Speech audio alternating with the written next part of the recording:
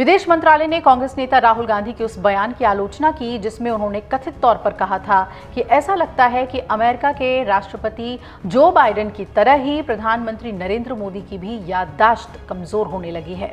विदेश मंत्रालय के प्रवक्ता रणधीर जायसवाल ने राहुल की टिप्पणी को दुर्भाग्यपूर्ण करार दिया और उन्होंने कहा कि भारत और अमेरिका के बीच बहुआयामी साझेदारी है और ये साझेदारी दोनों पक्षों की सालों की दृढ़ता, एकजुटता, आपसी सम्मान और प्रतिबद्धता से निर्मित हुई है। रणधीर जायसवाल ने कहा कि हम ऐसी रिपोर्ट या टिप्पणियों को दुर्भाग्यपूर्ण मानते हैं और ये अमेरिका के साथ मधुर और मैत्रीपूर्ण संबंधों के अनुरूप नहीं है और भारत सरकार का रुख प्रदर्शित नहीं करती। उन्होंने ये भी बात अपने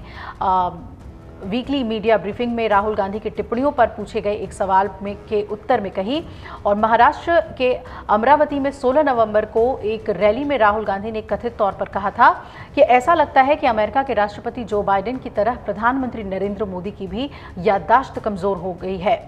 अमेरिकी राष्ट्रपति जो बाइडेन को लेकर विपक्ष के नेता राहुल गांधी की टिप्पणी को विदेश मंत्रालय ने दुर्भाग्यपूर्ण बताया और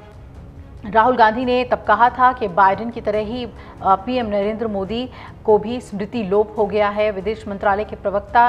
रणधीर जायसवाल ने कहा कि भारत और अमेरिका के बीच एक बहुआयामी सहयोग है और इसे बनाने में हमें सालों लगे हैं, इसलिए हमारी जिम्मेदारी है कि दोनों पक्ष एक परस्पर सम्मान और संकल्प को बनाए रखें। इस तरह की टिप्पणियां गर्मजोशी और मित्रता वाले रिश्तों में नहीं चलती है और विपक्ष के नेता की राष्ट्रपति बाइडेन का उल्लेख करते हुए की गई टिप्पणी जो है वो दुर्भाग्यपूर्ण है, हम इसकी निंदा करते हैं। दूसरी तरफ वास्तविक नियंत्रण रेखा यानी कि एलएसी पर गश्त के संबंध में जायसवाल ने कहा कि ये प्रगति पर है। हमने पहले भी कहा था कि हम इस पर काम कर रहे हैं और इससे पहले भारत और चीन के सशस्त्र बलों ने पूर्वी लद्दाख क्षेत्र में डेमचौक और देपसांग क्षेत्रों में हर हफ्ते एक समन्वित गश्त करने पर सहमति व्यक्त की थी और वहां गश्त का एक दौर पहले ही पूरा कर लिया गया है। विदेश मंत्रालय की साप्ताहिक प्रेस कॉन्फ्रेंस में एक प्रश्न के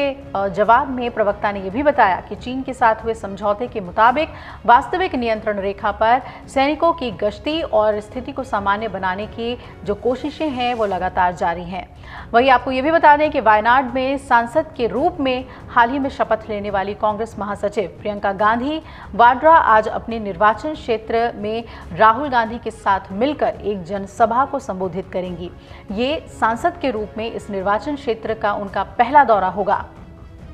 प्रियंका ने वायनाड लोकसभा उपचुनाव में 4,10,931 मतों के भारी अंतर से जीत हासिल की और 2024 के लोकसभा चुनाव में इस सीट से अपने भाई राहुल गांधी की जीत के अंतर को पीछे छोड़ दिया। पार्टी सूत्रों का कहना है कि ये जनसभा आज दोपहर 12 बजे कोझिकोड जिले के थिरुवबांडी विधानसभा क्षेत्र के मुक्कम में आयोजित की जाएगी। सूत्र ये भी बता रहे हैं कि इसके बाद नीलांबर के करुलाई, वंदूर और एरानॉड के एडवन्ना में दोपहर को 2:15 के बाद 3:30 बजे और फिर 4:30 बजे उनके स्वागत में कार्यक्रम आयोजित किए जाएंगे। वायनाड निर्वाचन क्षेत्र में 7 विधानसभा क्षेत्र शामिल हैं और वायनाड जिले में मनंतवाड़ी अनुसूचित जनजाति के लिए सुरक्षित है, सुल्तान बाथरी अनुसूचित जनजाति के लिए ही सुरक्षित हैं और जब कल्पेट्टा जबकि कोझिकोड जिले में थिरुवबांडी और मलप्पुरम जिले में एरानाड, नीलांबुर और वंदूर विधानसभा क्षेत्र शामिल है। तो इस पर भी हमारी नजर रहेगी और प्रियंका गांधी और राहुल गांधी जब वायनाड पहुंचते हैं तो वहां की तस्वीरें हम आपसे साझा करेंगे। अगर आप ये वीडियो YouTube पर देख रहे हैं तो हमारे चैनल को सब्सक्राइब कर बेल आइकन दबाएं और Facebook पर देख रहे हैं तो हमारे पेज को लाइक करें। 8 मिलियन प्लस सब्सक्राइबर, आपके इस भरोसे के लिए बहुत धन्यवाद।